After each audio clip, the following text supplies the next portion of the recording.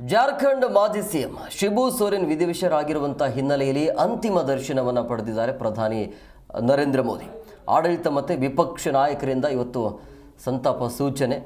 ಕಳೆದ ಕೆಲ ತಿಂಗಳಿಂದ ಅನಾರೋಗ್ಯ ಕಾಡ್ತಾ ಇತ್ತು. ಚಿಕಿತ್ಸೆಯನ್ನು ಪಡಿತಾ ಇದ್ರು.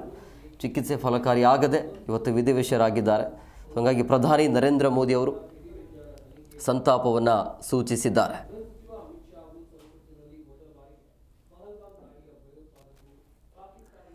जाकर उनको श्रद्धांजलि दी।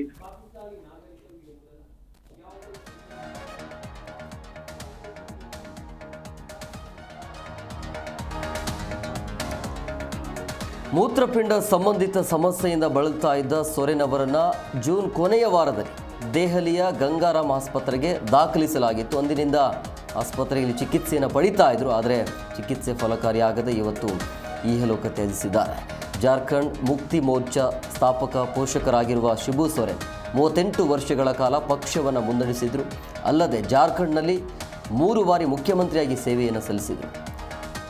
2005ರಲ್ಲಿ ಮೊದಲ ಬಾರಿಗೆ 10 ದಿನಗಳ ಕಾಲ ಸೇವೆಯನ್ನು ಸಲ್ಲಿಸಿದರೆ ತದನಂತರ 2008ರಿಂದ 2009ರವರೆಗೆ 2ನೇ ಬಾರಿ ಮುಖ್ಯಮಂತ್ರಿ ಆಗ್ತಾರೆ.